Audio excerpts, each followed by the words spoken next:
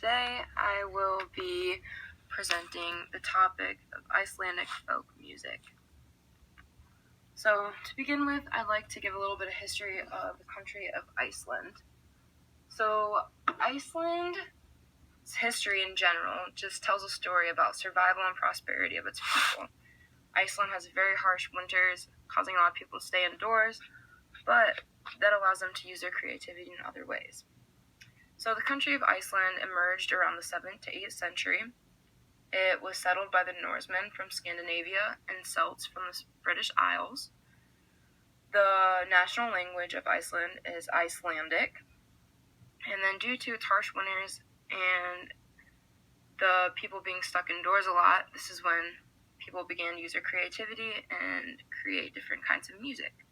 So the first kind of music that emerged in Iceland was Icelandic folk music, which came about in the 14th century.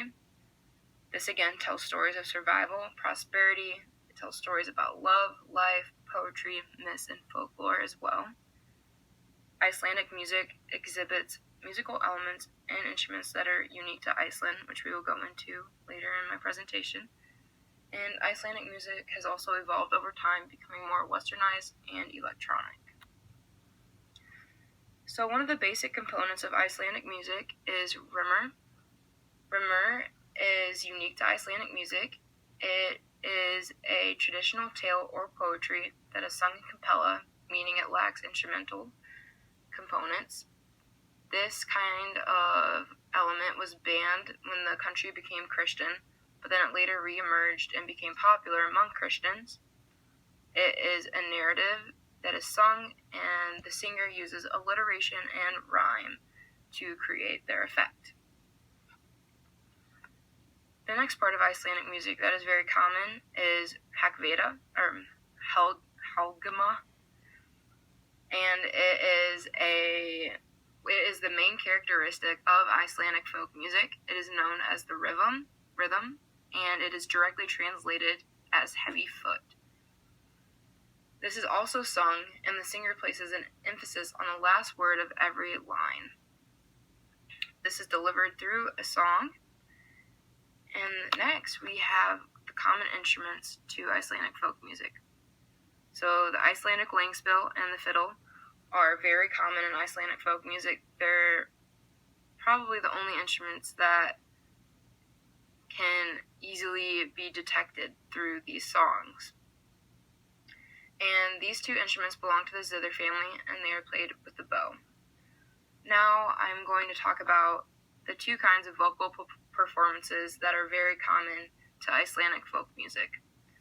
These are known as the vikivaki chain dances. These have two styles.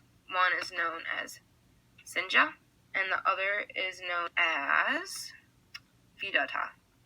So sinja is probably the most popular form of the vikivaki dance. This is known as a story dance. So a story is told through the song and through the actions of the dancers. And this type of vocal performance revolves around rimmer. So I'm going to play this video. This video is a dance lesson that is taught in Canada by a couple at an international folk dancing retreat.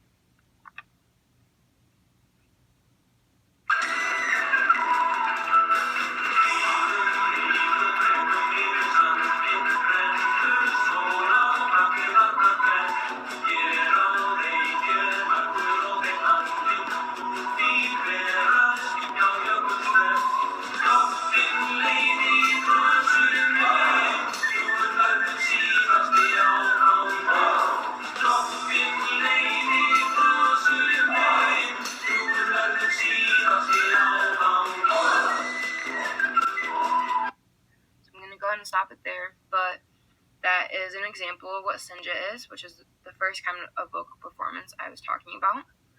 The second kind of vocal performance very common to the vikivaki dance is fiata. So this one does not give an example of rimmer, which is that cappella tale of poetry.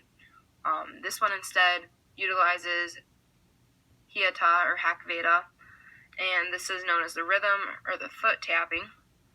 So the video that I'm about to show you is from a group of people that traveled to Iceland to rehearse with traditional Icelandic ensembles. This particular ensemble that traveled to Iceland is known as the Danish Early Music Ensemble. So I'll go ahead and play this one for you. This one does not include instruments and there's no dancing because this one is strictly just a tale of poetry. Oh no.